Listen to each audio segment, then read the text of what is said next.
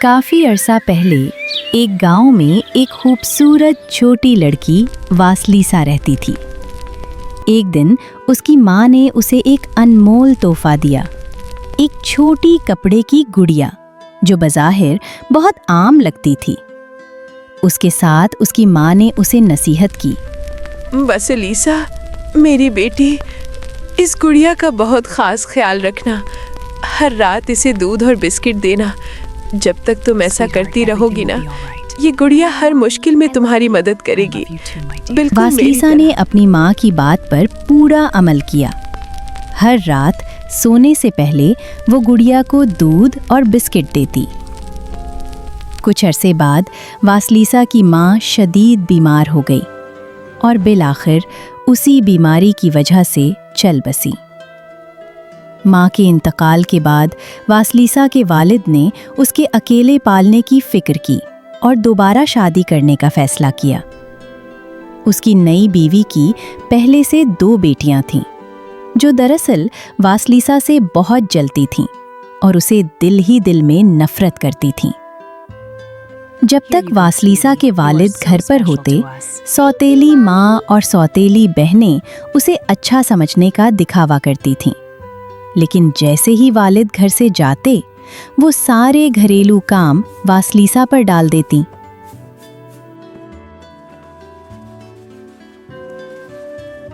यूं 16 साल गुजर गए और अब वासलीसा एक खूबसूरत जवान लड़की बन चुकी थी।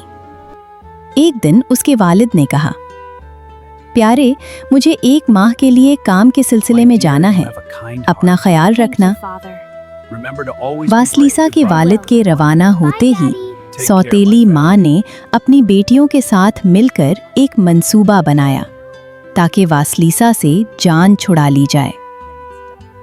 वासलीसा, जंगल में बाबा यगा के घर जाओ और वहां से रोशनी के लिए एक चिराग ले आओ। उस रात जाने से पहले वासलीसा ने अपनी गुड़िया को दूध और बिस्किट दिए, जैसा कि हमेशा करती थी। फिर उसने गुड़िया के पास बैठकर कहा, प्यारे छोटे गुड़िया, माँ ने कहा था कि तुम मुश्किल वक्त में मेरी मदद करोगी। मैं बहुत डरी हुई हूँ। बराहे करम मुझे बताओ क्या करूँ। बड़ी मुश्किल में हूँ। मुझे बाबा यगा के पास जाना है और सब जानते हैं कि वो एक शैतान जादूगरनी है। बराहे करम मुझे बताओ कि क्या करूँ। गुड़िया ने जवाब दिया, जितना खूबसूरत हो उतना ही बहादुर बनो। बाबा यगा के घर जाओ और तुम्हें कोई नुकसान नहीं पहुंचेगा। गहरी रात थी और हर तरफ खामोशी छाई थी। वासलीसा खौफ के बावजूद जंगल की तरफ बढ़ गई। जंगल के अंधेरे में जंगली जानवरों की आवाज़ें उसे और ज़्यादा खौफज़दा कर रही थीं। जब वो एक टूटे हुए दरख्त तक पहुंची, उसने दूर एक अजीबो-गरीब झोंपड़ी देखी जो चिकन के पांव पर खड़ी थी। यकीनन ये बाबा यगा का घर था। ये खौफनाक झोंपड़ी खुद चल सकती थी और बच्चों के पीछे दौड़ती थी। उसकी 2 अगली खिड़कियां गुस्से से चमकती आंखों की मानंद थीं और दरवाज़ा एक देव की खुली हुई मुंह जैसा लगता था। जैसे ही वासलीसा दरवाजे के करीब पहुंची, ये अपने आप खुल गया। दरवाजे के पास एक दबला पतला कुत्ता एक पुरानी हड्डी चबा रहा था। वासलीसा ने हिचकिचाते हुए उसे अपना सैंडविच का टुकड़ा दिया और कहा, ये ज्यादा ताज़ा नहीं है, लेकिन जो है ले लो। कुत्ता फौरन उसे खा गया और खुश हो गया। करीब ही वासलीसा ने बाबा यगा की नौकरानी को देखा जो करते हुए रोती थी। जादूगरनी ने उसे अनथक कामों में मुब्तला कर रखा था। वासलीसा ने हमदर्दी महसूस की और नौकरानी के आंसू पोंछने के लिए अपने सैंडविच के कपड़े को उसे दे दिया। नौकरानी ने उदासी में भी मुस्कुराकर उसका शुक्रिया अदा किया। अचानक एक कड़कदार आवाज आई, कौन है? यहाँ कौन आया है? फौरन अंदर आओ। वसलीसा अंदर गई और वहां बाबा यगा अपने बुनाई के काम में मसरूफ थी। उसके उलझे सफ़ेद बाल उसके लंबे और खुमीदा नाक के गिर्द थे और जब वो मुस्कुराई तो उसके लोहे के दांत चमक उठे। बाबा यगा ने शरारती मुस्कुराहट के साथ पूछा, मेरी प्यारी भांजी, यहाँ तुम्हारा मकसद क्या है? वसलीसा ने जवाब दिया, मेरी सौतेली माँ मुझे चराग लेने भेज रही है। बैठियो और बुनाई जारी रखो, मैं चराग लाती हूँ, जादूगरनी ने कहा। वसलीसा ने बुनाई शुरू की और इसी दौरान एक काली बिल्ली ने माउस के सुराख की तरफ घूरते हुए कहा, मैं 3 दिन से कुछ नहीं खाई। वसलीसा ने अपनी जेब से थोड़ा पनीर निकाला और बिल्ली को दिया, जो खुशी से खा गई। बिल्ली ने फिर कहा, जादूगरनी तुम्हें खाने का मंसूबा बना रही है, लेकिन मैं जानती हूं कि तुम किस तरह बच सकती हो। बिल्ली ने बताया कि वो तौलिया और कंघी लेकर भाग सकती है, जो जादूगरनी के पीछे फेंकने पर जादुई दरिया और घना जंगल बन जाएंगे। वसलीसा ने जैसे ही तौलिया और कंघी उठाई, उसके कदम अचानक रुक गए।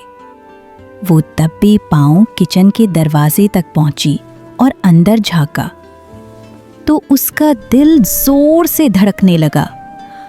वहां बाबा यगा एक बड़ा सा देगचा चूल्हे पर चढ़ाए खड़ी थी। बाबा यगा बड़बड़ा रही थी, आज शिकार हाथ आया है। इस लड़की को मार कर खाऊंगी। ये सुनकर वसलीसा के हाथ कांपने लगे, उसकी सांस उखड़ गई। वो पलटी और पूरी ताकत से भाग पड़ी। उसी वक्त बाबा यगा ने खिड़की से आवाज दी, मेरी प्यारी भांजी, काम कहाँ तक पहुंचा? जवाब में अचानक बिल्ली की आवाज आई, म्याऊ, सब काम हो रहा है। बाबा यगा चूक गई। उसे फौरन समझ आ गया कि ये वसलीसा नहीं, बिल्ली बोल रही है।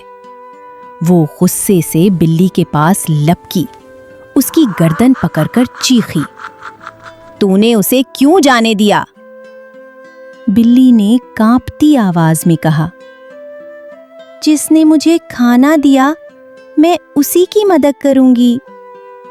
फिर बाबा यगा गुस्से में अपनी काम वाली के पास गई और धार कर बोली, तूने उसे क्यों जाने दिया? क्या तुझे नहीं मालूम था वो मेरा शिकार थी? काम वाली ने रोते हुए कहा, उसने मुझे रुमाल दिया, इतना कीमती, मुझे तो कभी किसी ने कुछ नहीं दिया था। फिर बाबा यगा कुत्ते के पास आई। कुत्ता बोला, उसने मुझे खाने का टुकड़ा दिया था। ये सुनकर बाबा यगा पागल हो गई।